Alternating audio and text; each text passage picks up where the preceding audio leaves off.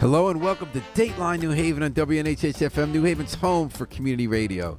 I'm Paul Bass, inviting you to look behind the scenes, behind the headlines on the stories that make New Haven tick. We have two people here who are making people in New Haven tick and click, as in the sound of bicycles, or if you have taps, I guess, on your shoes, heels on the pavement. Say good morning to Leanne Leosario, the Executive Director of the New Haven Coalition for Active Transportation, i.e. good ways to get around. Oh, awesome. Good morning, Lee. Good morning. Thank you for having me. Thanks so much for coming in. And Lee's a former New Havener of the Year for work she did at LEAP.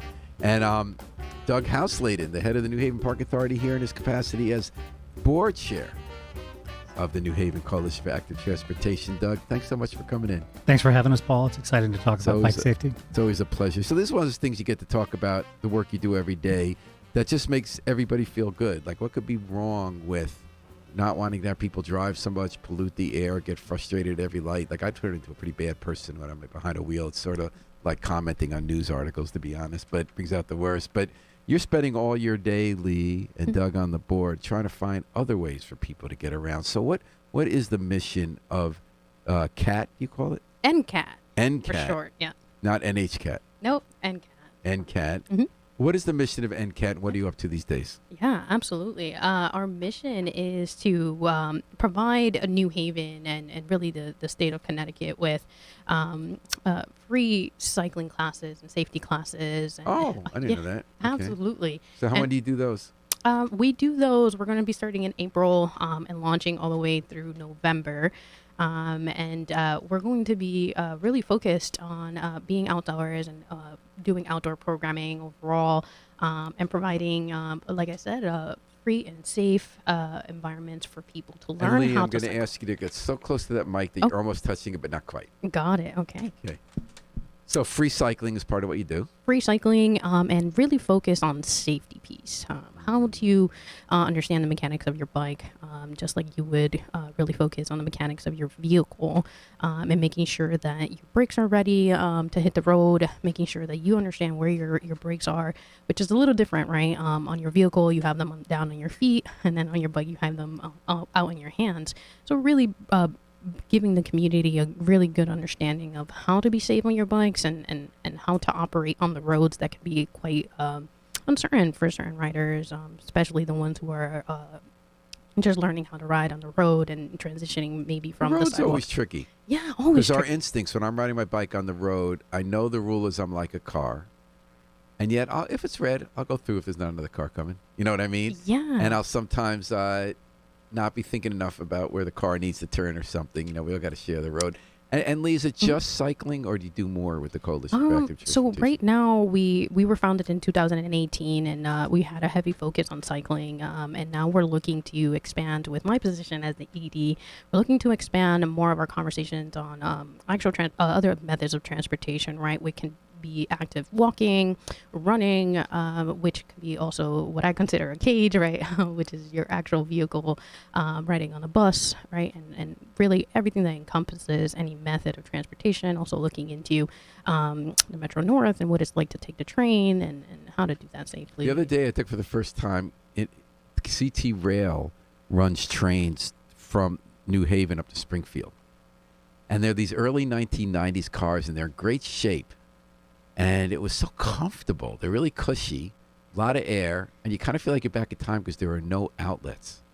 People didn't have devices to plug in. It wasn't an issue when you rode the train. You'd be a little young for that. Every seat on the Hartford line also has a fold-down cup holder, like it's from a Vestige era from yesterday. I felt like I was taking this rarefied, historic ride from another era. It was really, really pleasant. The Hartford line also launches in 2018, just like NCAT. You know, that's a little thing we have in common. We're both turning 5 this year. Yep. The Hartford line will turn 5 on June 16th, 2023. Yep. So, Doug, you're the executive director of NCAT. How did NCAT form? Were you involved from the beginning? So I'm board chair for the NCAT, and Lee's our executive director. Right. And, it was formed out of the Mayor Harp's task force on cycling education. So at the time, I was traffic director for the city. There was some commentary and discussions at our traffic authority at the time that, you know, folks were getting concerned about how many bike lanes were being, how much infrastructure was being rolled out, and not enough cycling education in the city to really cover the back end, the teaching people how to use the roads. And so At the time, Karen Jenkins, our inaugural board chair, who's recently stepped down to pursue some other interests, but Karen formed the New Haven Coalition for Active Transportation with some founding board members: David Berkowitz, Lita Highsmith, Greg Ladovsky from the Devil's Gear, and for the last 5 years has been trying to work into the school curriculum as well as provide, again, free education. And I was not a member of this from the So what was the from goal outset. exactly? How to use all this new infrastructure? We're having more people riding bike. We're a bike city. We got that designation that a Yes. lot of people ride their bikes here, all kinds of walks of life. So was the full mission, why didn't they call it cycling? Why did they call it active transportation? Well, yeah, I think the full mission is getting people out of their car and having a city that is responsive to people that are not in their car. And so that includes our motto is really kind of quippy and fun. It's wheels and feet on every street. And for us, just getting out of the car and having a different type of commute is really important. And from being a traffic director for a long time, infrastructure is slow to change, is getting faster to change, of course. But for us, there's other things to do and activate around active transportation. For instance, there's no bus riders union in the state of Connecticut. There's no transit coalition to talk about. There's a bunch of people now working on it. So is advocacy. When I see the word coalition, I think advocacy. Is this an advocacy group or just basically an education group? We're focused on the education, but we're certainly also focused on the advocacy, and we're developing our programming on that end as well. There's a lot that we need to talk about, and specific with transportation, that green environment, right, that we're trying to create and reduce the emission overall. But how do we do that, right? How do we educate ourselves on how to be green, right? I think it's really common to just, wake up, go to work, get in our cars and keep going, right? It's kind of like a day-to-day. Sometimes we don't even think about it. But how are our cars really, affecting the overall earth, and how are we contributing to that? We're definitely going to have cycling as part of our solution as far as a future mobility system. But I think, talking to Paul Bass, I'd say a Westville resident, how do you get to work? And so I get to work 3 ways. So today was 3 the ways, one right? day. Well, today is the one day out of maybe every 5 weeks when I drove. Right. Got it. But I get to work in 3 ways. I used to bike Right. for about 40 years. Right. I stopped biking to Okay. work because I got a little old. So I usually walk. We'll get you an electric bike soon, maybe. Yes. I don't want an electric bike. Okay, I like never acoustic mind. guy, same guitar. Forget it, yeah. So I walk 2.5 miles to work each way, Oh, okay. or I take the bus, especially since it's been free. Yeah. And I love the buses, except that the Westville route for 5 years now, you had all these meetings. They still have their idea of when people leave work is 3 or 4 o'clock. So there's this one bus I always miss at 5:40, and they cut out. They do 3 an hour when no one's riding the 246 during the day. But at 6 p.m., they cut out that one. So if you miss it, it's 45 minutes. So even if it's For the 20 next degrees out, it's quicker to walk back. I've never understood why they do that one bus. But in any case, I walk and I take the take bus, note. and I really like it. Yeah. It makes me happy. So Not we only want to do I talk see to your whole stories- commuter rather than just the biker or the walker or the busser. And for us also, there's a lot of people working on creating a bike-friendly city and That's creating the agenda of bike-friendly culture. So we have a piece of that with cycling education, and we have some pieces of that with infrastructure that we can assist. Like, we help with events around the state of Connecticut and do moderate events for Fairfield and Hartford. And So it's not just New Haven. No.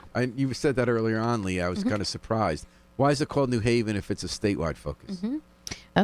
Well, we started here in New Haven, and I mean, Gotcha. I think that's our foundation, and everything that we're doing starts here, like other agencies as well. And we're branching out and bringing what we develop here to other towns And a other lot of neighborhoods. us work or play in other communities, and That's people right. come That's into correct. our community, so obviously it fits. 65% of the drivers in New Haven are not going to be New Haveners, and so Yes. we need to talk to everybody to make the road safer. New Haven happens to be in state of Connecticut, which has a lot of the driving laws versus state of Connecticut laws, and so as we create a cycling city, we can't just create a cycling oasis. We have to create a cycling-friendly state, and Connecticut's been getting better and better, and there's a lot of people working on cycling. Well, you had a lot to do with making it better in terms of bike lanes. Well, we're talking with the two driving forces, but they don't not in driving a car, behind the New Haven Coalition for Active Transportation, NCAT. Yes. Executive Director Lee Osorio and Board Chair Doug House-Lading on Dateline New Haven, WNHH-FM, New Haven's home for community radio.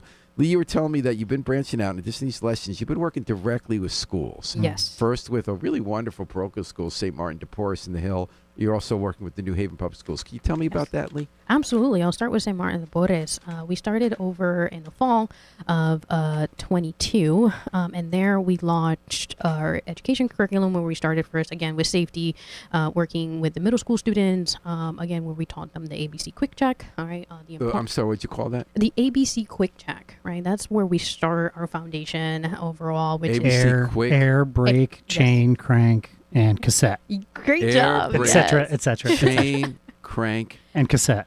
What's Yes. cassette?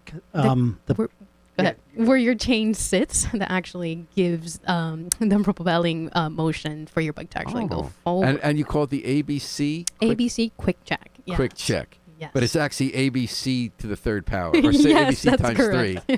Yes. So that's something do you, Lee, personally go into the school to do these courses? Absolutely. So I started off as a league cycling instructor, and then from there, we brought that into the classroom. We used the American Bicyclist curriculum, and from there we taught this to again middle school students. We divided that into 2 cohorts, first riders or first time riders, who were a little more novice, and then we had a second cohort of students who were more advanced, and there we really focused on, again, those safety pieces, teaching students what lanes are, how to use their hands to actually signal, how important it is for your bike to also have lights on them, just like a vehicle would, so that you're constantly visible, what to wear when you're on your bike, Including a helmet. Including your helmet. That's the first thing that you put on. And not dark clothes. Exactly, right? You want to be as bright as possible. And how we translate that to children and to a lot of our participants is that your helmet is your seatbelt, right? It's like that equivalent, and helping children make those connections well before in the classroom, well before we actually hit the road. And we start with parking lot drills, build confidence, build proficiency. And then as we build that confidence, then we start to hit the road. It all depends on our students, right? So have you done a ride on the road with the St. Morris kids? Absolutely. So how often do you go? Like how long? In the fall, we started, we were doing this twice a week, Tuesdays and Thursdays, all the way into December. And then it was about, 6-7 week program. And then we ended with a massive graduation ride to really kind of bring everything together. We rode all the way from St. Martin, the Porres Academy, all the way, I believe, to downtown, if I'm not incorrect, downtown New Haven. So I made all those cars, and how many kids did you have riding with you, Lee? We had about 15 to 20 children with us, and then 2 certified instructors. So it was 2 instructors and 20 kids. Yes, absolutely. And we would say Wonderful. if there's any other grade schools out there, or high schools, we'll talk about high school in a second. Reach out to Lee at info@ncat-ct.org, ncat-ct.org, and let us know if you're a gym instructor, or if you're a principal or assistant principal, or just a cyclist yourself who has an interest in helping. CT.org. ncat-ct.org. ncat-ct. Dash, not underscore. I appreciate. Yeah, dash. Okay. And it's one of our goals is to grow, and I think we've been working with a lot of people, a lot of teachers throughout the years. Bill Kurtz, Joel LaChance, people that have been working on cycling education for a long time, and our collective goals are to match what places like Washington D.C. have done. Yes. 2nd grade, 8th grade, 10th grade. 3 times solid curriculum inside school systems to teach kids how to be bikers, and then having cyclists become drivers later on. So when you rode downtown, Yes, absolutely. were you on that ride? Absolutely. In December. Absolutely. I Weather was there was nice, every single class.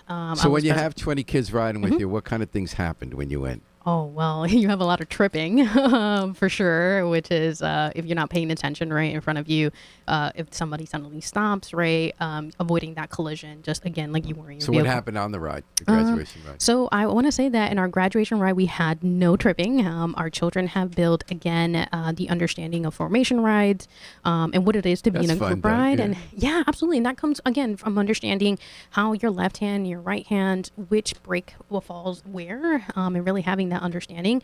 But I mean, greater to that, one of the biggest pieces that we also focused on was health and cardiovascular health. I'm sorry, I missed the last part. We focus on cardiovascular health and just Okay. the health piece of that ties into riding your bike, right? Like, Tell me about that. absolutely. So we talked about and we gauged lightly on, what it is to really making sure that you're eating healthy. and eating food, right, that gives you energy. And our power power. bar is really healthy. I read the article the other day that the one I'm eating might be a little more like candy. Like some are power bars, some aren't, right? Yeah, absolutely. Right. And understanding like natural sugars to processed sugars and what that does to your body, right?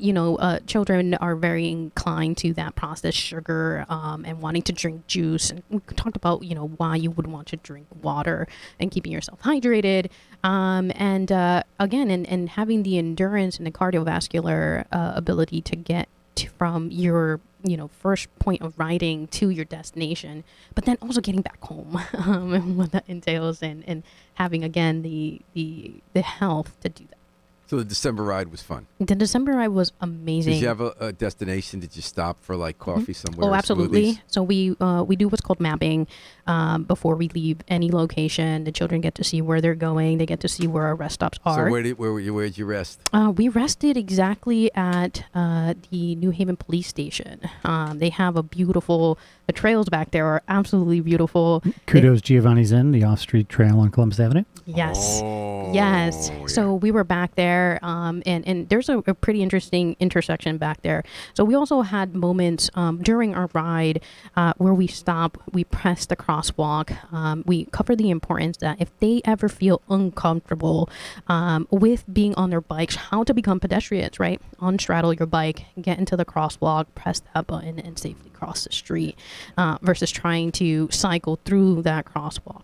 One thing we've seen in Connecticut in the last few years, we've seen a large rise in pedestrian deaths. Not only Correct. pedestrian deaths, 75 last year. not only in cities and urban environments, but also in highway environments. And so, one thing we teach cyclists, just like we teach drivers, is the minute you step out of your vehicle or off your vehicle, you're a pedestrian. And so, again, teaching all of these health curriculums, these physical education curriculums, it's a great way to work cycling into an education and already a set curriculum inside of New Haven Public or a parochial. New Haven Public. So NCAT is New Haven Coalition for Active Transportation. Lee Oserio is the executive director. Doug Houselade is the board chair. Lee, you mentioned Yes.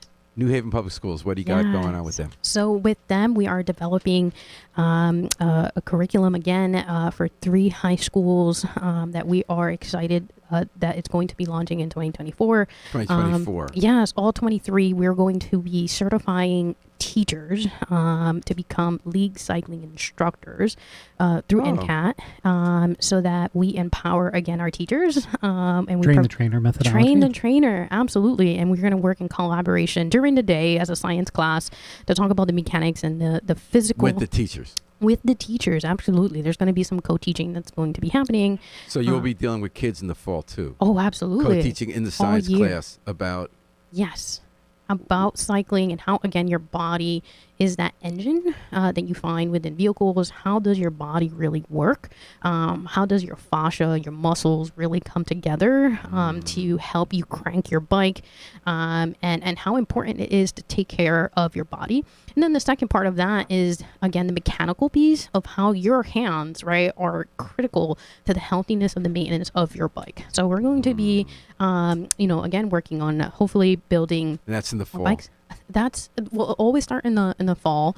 But we this have training classes in the spring. In the and spring. In the summer, we're going to do our weekend-long LCI. Wait. certification. 2023 fall is when you're teaching the teachers. yes, that's correct. When are you going to be interacting with kids? 2024? Yes, that's the hope. And what's going to happen there?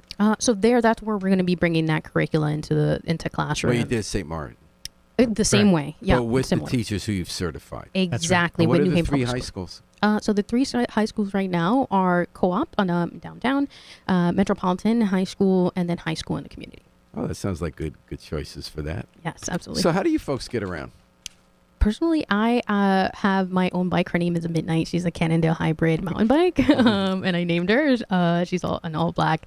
Cannondale Mountain Hybrid. Yes. Does that mean it also has electric? No, it does not. What's a hybrid? So a hybrid is just a road and mountain bike function. Oh, okay. That gives me the ability to be again on the road if I need to be, or I love being on the trails. What did you name her? Midnight. Midnight. She's all black with white decals. White details. Yes.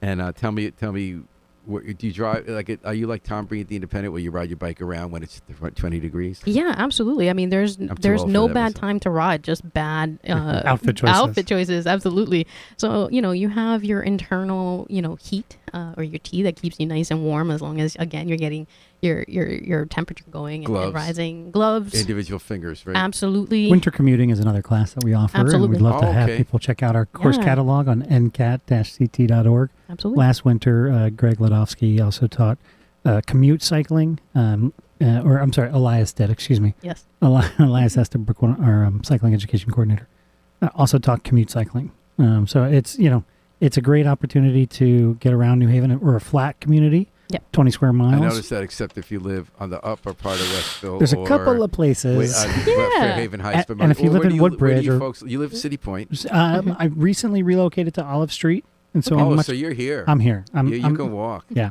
And Lee, where do you live? I West Point. I live in West Haven.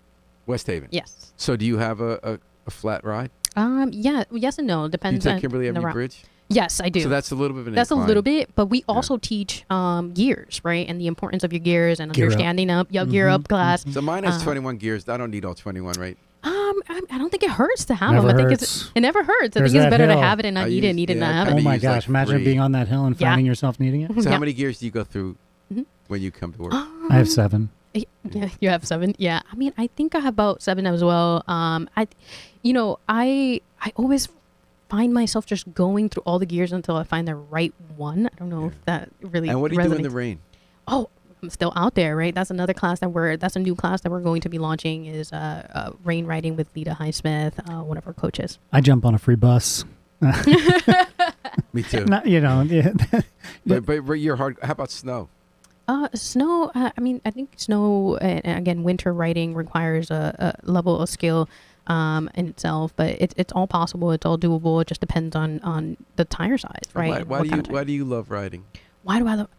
It's a space to be free. Like I said, my vehicle is a cage, and I can't feel the wind in my face. And I know sometimes that could be a little bit too cold and whatnot, but there's a sense of freedom, the sense of ability to feel connected and grounded with the earth around me. Yeah. But one of the key elements that I teach, and that NCAT really focuses on, is that mental health piece that comes with riding.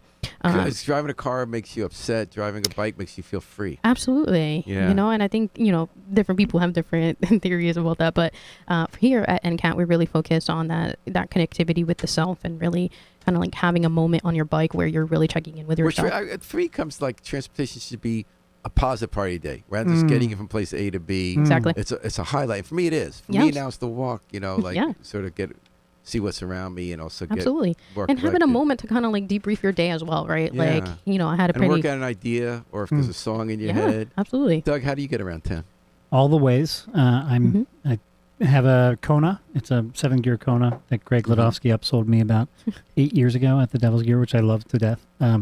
I also have an electric vehicle, a little Bolt, Chevy Bolt for work, and I take a lot of train when I'm commuting up and down to Hartford and down to New York. I'll take the train on Saturday as well. But I think the most in being a city person, having transportation options, I'm Yes. the most blessed. Privileged person because I have the most transportation options possible.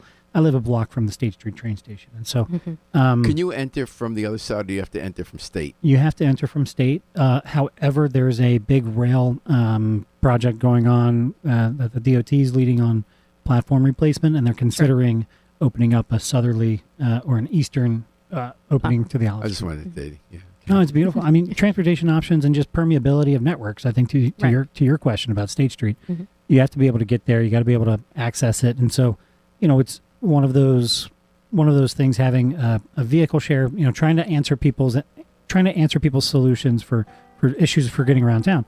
Zipcar, car share, bike share, and the most important one, walking. 20% of us walk to work. I love Absolutely. it. Well, I loved hearing everything you're up to. You are a great organization, and you're just very positive people and positive mission. And New Haven's just a better place because you're here. Yeah. I wish you luck as you expand to the public schools. Quick Thank you. advertisement. We're going to be showing a video called The Street Project up in February. If you want to be a co-hosting organization, reach out to the coalition, reach out to Lee. Yep. Info at ncat-ct.org.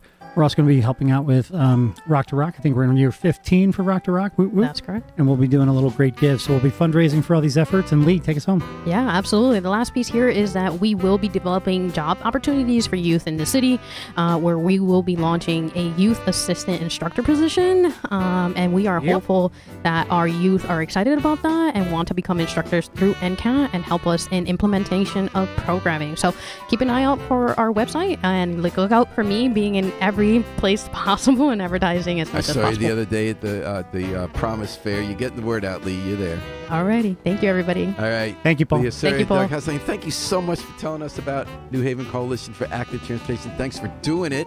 Yes. And why don't you hold tight? We're going to take a break and come back with Alder Tom Ficklin eyeing a second term in the office. We're going to have the Afro-Semitic Experience performing I Wish I Knew How It Would Feel to Be Free from the group CD A Plea for Peace. This is Paul Bass inviting you to fly free with us all day and all night at WNHH, New Haven's home for community radio.